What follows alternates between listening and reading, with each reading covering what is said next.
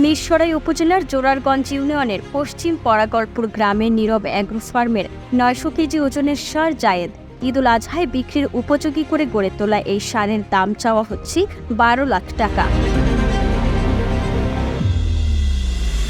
জানা গেছে ৩ বছর আগে অ্যাগ্রো ফার্মের স্বত্বাধিকারী আনোয়ার হোসেন ও রমজান আলী বাচ্চু সারটি লালন পালন শুরু করেন। প্রতিদিন এটি খাবার ও পরিচর্যায় খরচ হয় ৮০০ থেকে ১,০০০ টাকা। ফার্মের স্বত্বাধিকারী আনোয়ার হোসেন বলেন, সারটিকে ভুট্টা, সবুজ ঘাস, ফলমূল খাওয়ানো হয়। শরীর ঠান্ডা রাখতে প্রতিদিন ২ বেলা গোসল করাতে হয়। গরম সহ্য করতে পারে না, তাই বৈদ্যুতিক পাখার ব্যবস্থা করা হয়েছে। লাল রঙের শাহিওয়াল জাতির এই সারের ওজন এখন ৯০০ KG. Compact VAT system development, দ্রব্যমূল্য হ্রাস ও ভবিষ্যৎ ভ্যাট দায়মুক্ত থাকার মূলমন্ত্র। ভ্যাট দায়মুক্ত থেকে লাভজনক ব্যবসা পরিচালনার বিশ্বস্ত সহযোগী দ্য রিয়েল কনসালটেশন।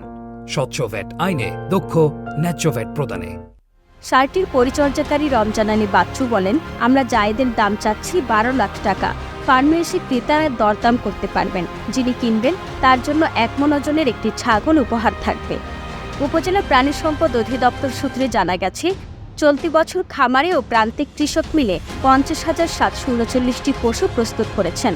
এর মধ্যে ২২,৪১৩টি ষাঁড়, ১৪,১৫২টি গাভী, ৪,৬১১টি মহিষ, ৯,৬৩৫টি ছাগল ও ভেড়া রয়েছে। উপজেলা প্রাণী সম্পদ কর্মকর্তা ডা জাহিরুল ফরিদ জানান, জোরারগঞ্জ ইউনিয়নের নীরব অ্যাগ্রো ফার্মে একটি বড় আকারের গরু রয়েছে। চলতি বছর খামারে ও প্রান্তিক কৃষক মিলে ৫০,৭৩৯টি পশু প্রস্তুত করেছেন, যা উপজেলার চাহিদা মিটিয়ে দেশের বিভিন্ন স্থানে সরবরাহ করা যাবে।